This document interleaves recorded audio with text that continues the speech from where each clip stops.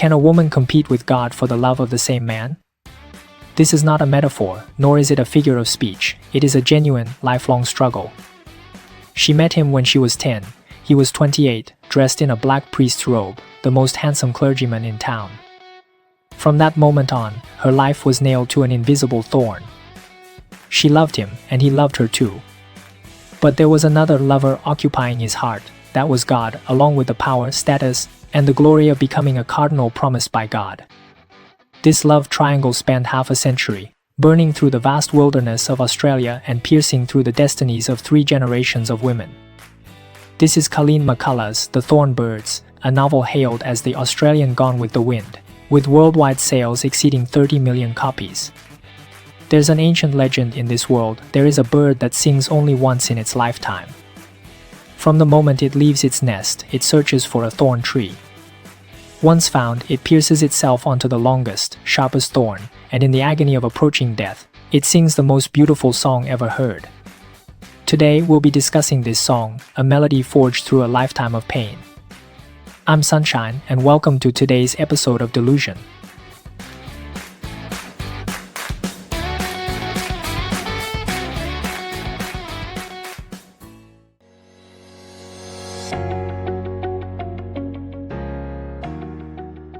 The story begins in 1950 New Zealand. The Cleary family is dirt poor. Paddy, the father, is a reserved sheep shearer, while the mother, Fiona, always wears an expression of cold indifference, as though she carries a debt to the world that can never be repaid. Maggie, the only girl in the family, has 5 older brothers. From a young age, she learns how to survive quietly and steadfastly among a group of boys. Then one day, Paddy receives a letter. His distant aunt Mary Carson, living in Australia, invites the family to move to her vast estate, Drogheda, to help manage it. And so, the family leaves behind the poverty of New Zealand and sets foot on the sprawling, suffocating red soil of Australia. Waiting for them at Drogheda is Ralph de Bracassert, a young priest. Handsome, intelligent, and ambitious, he has been exiled by the church to this barren little town.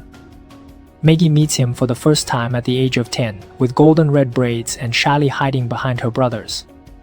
Ralph notices this little girl immediately and becomes her protector, mentor, friend, and the deepest obsession of her life. As Maggie grows up, she blossoms into the most beautiful young woman in Drogheda. Her feelings for Ralph evolve from childlike reliance to a woman's love. Yet Ralph is a priest, torn painfully between his devotion to God and his feelings for Maggie. Mary Carson sees everything clearly, and this shrewd, sharp-tongued old woman sets a vicious trap before her death. She leaves her £13 million inheritance to the Catholic Church, with Ralph as the estate's manager. Ralph is faced with 2 choices: abandon the inheritance to stay with Maggie or take the money and ascend the power ladder to Rome. He chooses the latter. A heartbroken Maggie marries Luke O'Neill, a sheep shearer. The truth is, she marries him for one reason: he bears a slight resemblance to Ralph. But Luke turns out to be a stingy and selfish man. Shortly after marriage, he sweeps away all her savings, leaves her to work as a servant for another family, and runs off to cut sugarcane. In the oppressive heat of North Queensland, Maggie gives birth to a daughter, Justine. Yet in her loneliest moment, Ralph visits her. Together, on an isolated island, they finally cross the line. Maggie conceives Ralph's child. She returns to Drogheda and gives birth to a son, Dane. This boy is as beautiful as an angel, clever, kind, and pure, as though he does not belong to this world.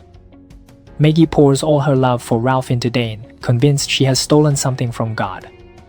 But God will take it back. As Dane grows older, he makes a decision that shatters Maggie.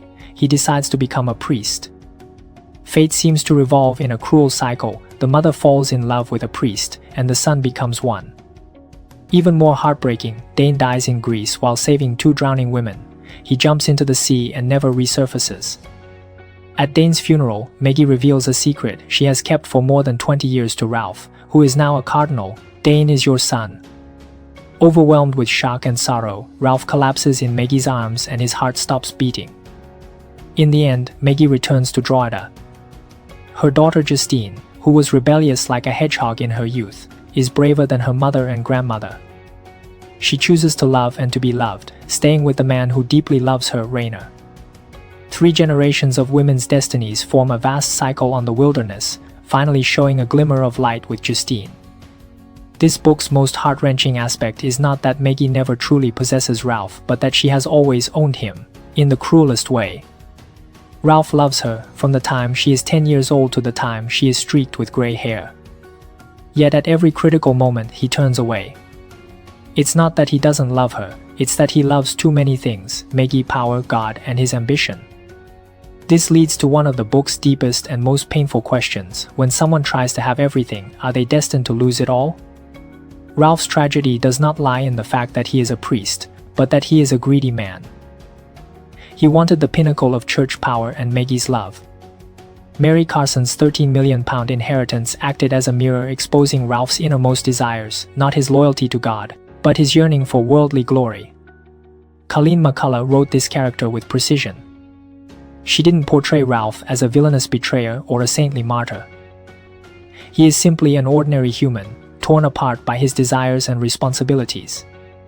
McCullough herself grew up amidst such turmoil. Born into an Irish-Australian family, her father was an alcoholic and a philanderer, while her mother was bitter and distant. Her childhood was filled with repression and upheaval.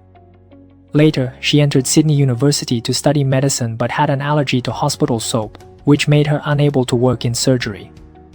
She pivoted to studying neurophysiology at Yale University. The fact that a neuroscientist wrote one of the 20th century's greatest love novels is dramatic enough.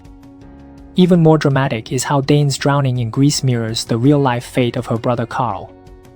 In 1965, Carl drowned in Crete while rescuing 2 people, dying at the age of 25. This is why Dane's death feels so wrenchingly real. It isn't fictional pain. McCullough opens her deepest wounds and shares them with you. The second enduring theme that leaves me unsettled is this: we often think we're making choices, but looking back, each choice merely repeats the destiny of the previous generation. Fiona, as a young woman, falls for someone she shouldn't, a married man, and gives birth to an illegitimate son, Frank. She spends her life trapped in shame and silence, shutting herself off, treating her husband coldly, her children distantly, punishing herself and everyone around her with her icy silence. Then comes Maggie's generation. She falls for someone equally forbidden, a priest. She believes she is different from her mother, more courageous, passionate, and determined. But what happens? She too fails to attain the person she loves, spends most of her life in loss, and passes on her love and regrets to the next generation. Yet McCullough doesn't allow this cycle to persist endlessly. The third generation, Justine, breaks this curse. Justine is the most modern woman in the novel. She doesn't believe in religion, doesn't depend on any man, and builds her own career in London through her talent. Her attitude toward love is almost rebellious. She doesn't refuse to love, but she rejects the idea of sacrificing herself for love. When Raina falls for her, she runs away. It's not that she doesn't love him, she is afraid. Afraid that love, once accepted, will lead to a life of pain, like her grandmother and mother experienced. But ultimately, Justine chooses to return. This is perhaps the most moving moment of the book, not the passionate encounter between Maggie and Ralph on the island, but Justine, after Dane's death and Maggie's liberation, finally finding the courage to open herself up. She stops protecting herself with a spiky outer shell, stops using "I don't need" as a disguise for "I'm afraid." The story of these 3 generations of women teaches us, true courage is not rushing headlong into thorns, but reaching out to touch someone else after being wounded by them. The third theme of reflection is hidden within the famous thorn bird legend described in the book. There is a bird that sings only once in its life. From the moment it leaves its nest, it searches for the perfect thorn tree, resting only when it finds it. Then it impales itself on the longest, sharpest thorn. In its dying moments, it sings, surpassing the beauty of the lark and the nightingale. At the cost of life, it delivers one final song. The whole world listens quietly, and God smiles in heaven. Because the best things must be paid for with great pain and sacrifice. Each time I read these words, I feel a lump in my throat. It's not just about a bird, it's about all of us who throw ourselves wholeheartedly into what matters most to us. And then there's Maggie's quote: after all she's endured, we create our own thorns and never stop to calculate the cost. All we can do is endure the pain and tell ourselves it was worth it. This sentence resonates because it doesn't avoid or romanticize pain. It simply states a truth: we are the result of our own choices, and true dignity lies in accepting this and moving forward. No regret, no complaints, just endurance and the firm belief that it was worth it. After discussing the thorn birds, I've been pondering a question: if Maggie had a chance to relive her life, would she make different choices? I believe she wouldn't. Because it's not about making choices, it's about instinct. Just as the thorn bird would never bypass the thorn, Maggie would never bypass Ralph. Her love was her way of existing, her sole certainty in this rugged, vast, and often unforgiving world for women. But what makes this story extraordinary is that it doesn't stop at Maggie's tragedy. It allows Justine to emerge, showing us that you can inherit the courage of the past generation without inheriting their wounds.